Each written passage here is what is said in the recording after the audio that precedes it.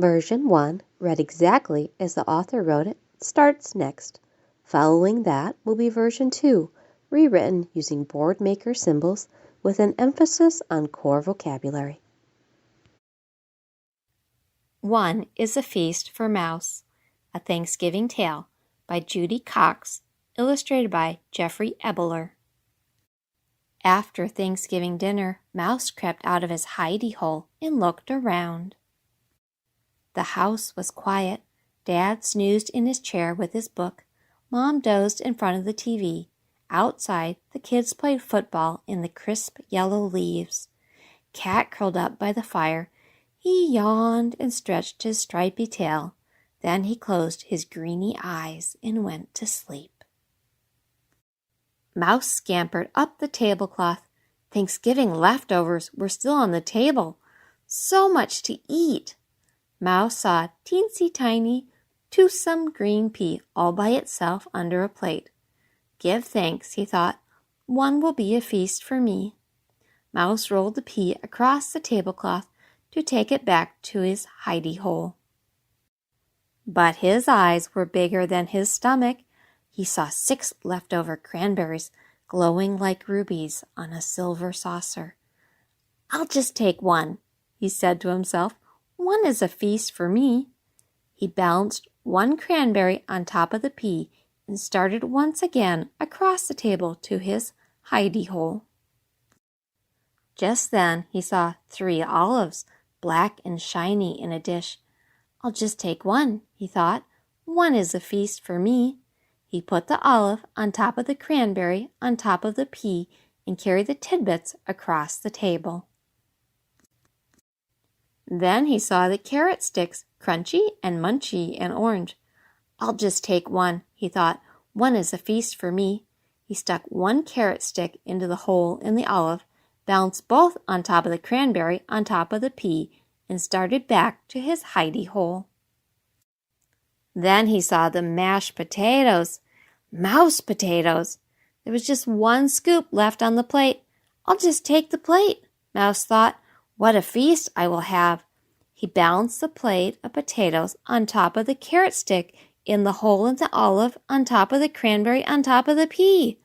Mouse started off across the table.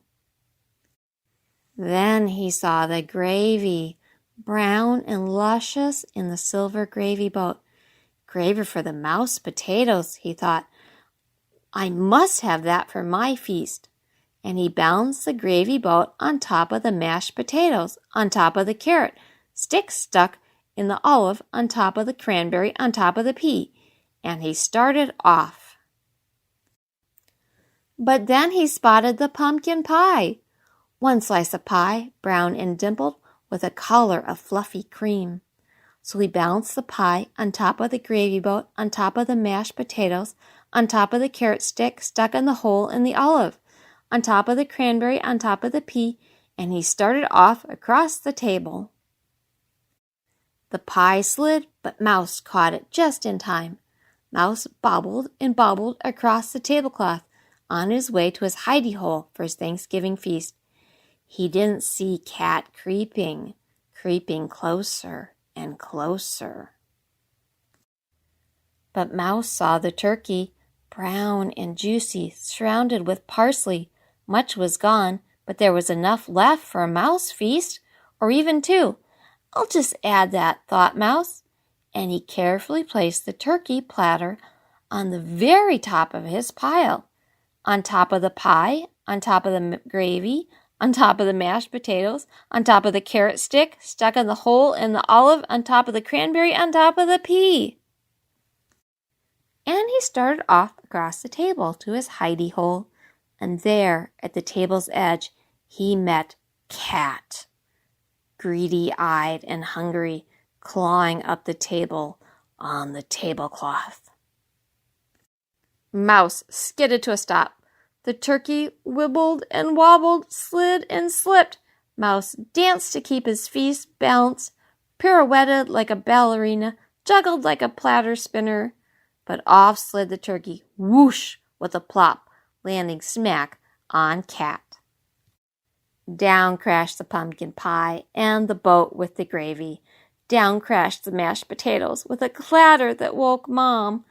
Down fell the carrot stick, still impaled in the olive. Down went the cranberry, which rolled, leaving a red track across the tablecloth. Down went the pea, all catterwampus off the table, rolling onto the floor. Off scampered Mouse, quick as a bandit, back to his hidey-hole, ahead of Cat. He huddled in his hidey-hole. His heart pitter-pattered. He peered out. Down came the broom on the stripy green-eyed cat. "Bad kitty!" shouted Mom. "Outside!" And she swept the cat out the door. Mouse looked around, whiskers trembling with fright. No Thanksgiving feast for me, he thought.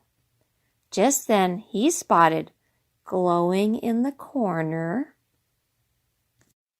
one teensy tiny, round and toothsome, green and luscious pea. "Give thanks, one is a feast for me."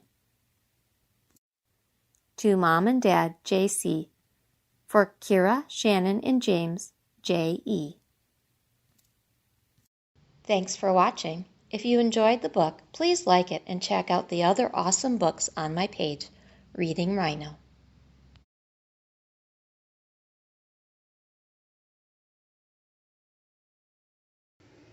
One is a Feast for Mouse, a Thanksgiving Tale by Judy Cox. After Thanksgiving dinner, Mouse sneaks out to look around. The house was quiet. Mom and Dad sleep. The cat sleeps. Mouse goes on the table. Mouse sees peas. Give thanks. One is a feast for me. Mouse takes one pea. Mouse sees cranberries. Mouse takes one cranberry. One is a feast for me. He puts it on top. Mouse sees olives. Mouse takes one olive. One is a feast for me. He puts it on top. Mouse sees carrots. Mouse takes one carrot. One is a feast for me. He puts it on top. Mouse sees mashed potatoes. Mouse takes one mashed potato scoop.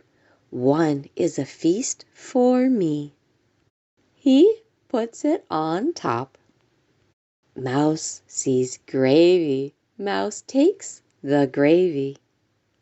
He puts it on top. Mouse sees pumpkin pie with whipped cream. Mouse takes the pumpkin pie. He put it on top. Mouse starts to go back. Mouse no see the cat. Mouse sees the turkey. Mouse takes the turkey. He put it on top. Mouse starts to go back. Mouse sees the cat. Mouse stops. The turkey wobbles and falls on the cat. Down goes the pumpkin, down goes the gravy, down goes the mashed potatoes, crash! Mom wakes up.